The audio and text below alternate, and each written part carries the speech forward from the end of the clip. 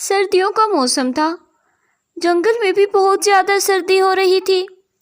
परिंदों को अपने घरों को गर्म रखना भी बहुत ज़रूरी था। रानो चिड़िया और उसकी बेटी इसीलिए जंगल से सूखी लकड़ियाँ इकट्ठी कर रही थी।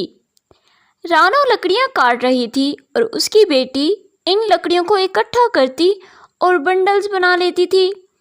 मीनू चिड़िया ने अपनी माँ से पूछा, मम्मा, जब आप छोटी थी क्या आप भी अपनी मम्मा के साथ यहाँ लकड़ियाँ लेने के लिए आती थी?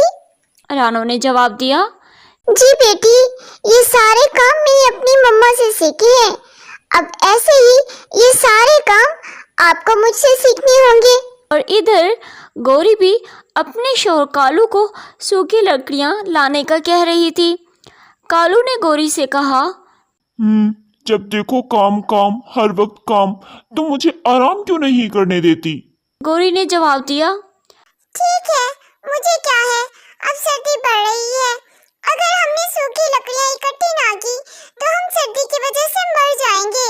देखो, वो नन्ही सी चिड़िया रोजाना अपनी बेटी को साथ लेकर लकड़ियाँ इकट्ठी करती हैं। गौरी की बातें सुनकर कालू घर से निकल जाता है। वो उड़ता हुआ जा ही रहा था कि इसकी नज़र चिड़िया पर पड़ जाती है और वो फौरन से चिड़िया के पास जा पहुंचता है और चिड़िया से कहता है, रानो बहन, मुझे कल से बहुत तेज बुखार है। प्लीज अपनी सूखी लकड़ियाँ मुझे दे दो ताकि मैं भी इससे आग सेक सकूं। तो चिड़िया ने कालू से कहा, ए कालू भैया, मुझे पता है तुम्हारे बहानों का।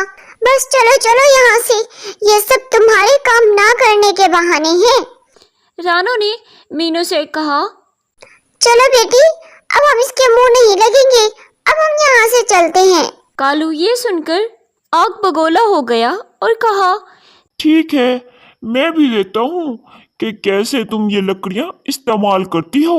फिर चिड़िया इन्हीं लकड़ियों को उठाकर वहाँ से अपने घर चली जाती है और कालू कौवा वहाँ से छोटी छोटी लकड़ियाँ इकट्ठे करने लग जाता है। चिड़िया जैसे ही घर आती है तो उसे बहुत ज़्यादा प्यास लगी हुई थी। उसने लकड़ियाँ अपने घर रखी और नदी के किनारे पानी पीने के लिए चली जाती हैं। कौवा इनके घर के बाहर छुपा बैठा था। जैसे ही चिड़िया बाहर निकलती है, कौवा इनके घर घुस आता है और चिड़िया की सूखी लकड़ियों पर पानी गिरा देता है और दिल में कहता है, बड़ी फुदक रही थी रानो, अब देखता हूँ वो कैसे इन गीली लकड़ियों से आग जलाती है। और फिर वहाँ से जल्दी से भाग जाता है कालू कौवा। कौवा अपने घर जाकर ये सारी दास्तान गौरी को सुनाता है। गौरी ने जवाब दिया, बहुत अच्छा किया तुमने, मुझे ये सब सुनकर बहुत मजा आया है। कितना अच्छा होगा ना जब रानो चिड़िया उड़ती हुई हमारे घर आएगी। इधर रानो कब से लकड़ियों को आग लगाने की कोशिश कर रही थी, पर आग थी कि लगी ना रही थी। मीनू ने माँ से कहा, माँ जी, हमारी लकड़ियाँ तो सूखी हुई थी, फिर क्यों आग नहीं लग रही? माँ जी, मुझे लगता है हमें आग लगाने के लिए कुछ छोटी मोटी लकड़ियों की जरूरत होगी। रानो ने कहा, चलो बेटा, ठीक है, तुम घर पे रहो, मैं पड़ोसियों से जाकर कुछ छोटी सी लकड़ियाँ लेकर आती हूँ और कुछ सूखी लकड़ियाँ भी लेकर आती हूँ। रानो चिड़िया जल्दी से कबूतर के पास जाती है और कहती है, कबूतर भैया, अपनी खुश्क हुई छोटी लकड़ियाँ तो मुझे थोड़ी सी दे दो। मेरी लकड़ियाँ शायद गीली है और बड़ी भी, इसीलिए आग नहीं लग रही। कबूतर ने जवाब दिया, रानो बहना, माजरत, लेकिन मेरे पास तो लकड़ियाँ ही नहीं है, मैं तो हीटर इस्तेमाल करता हूँ।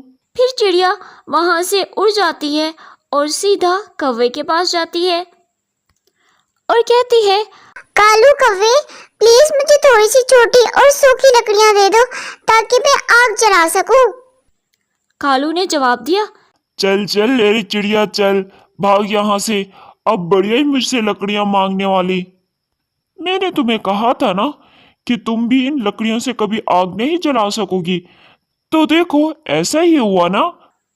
चिड़िया घर चली जाती है और मीनू से कहती है, बेटा, तुम सब्र करो, मैं अभी जंगल से खुश्क लकड़ियाँ इकट्ठी कर कर लाती हूँ। और फिर चिड़िया जल्दी से जंगल की तरफ जाती है और खुश्क लकड़ियाँ तोड़ कर लाती है और आग जला लेती हैं। और उसी रात बहुत ज़्यादा तेज़ आंधी और बारिश आती है, जिसकी वजह से गोरी और कालू का घर टूट जाता है। अब दोनों गोरी और कालू बेघर हो जाते हैं। जी दोस्तों, अगर आपको ये कहानी पसंद आई है तो आप इस वीडियो को लाइक, कमेंट और सब्सक्राइब करना मत भूलिएगा।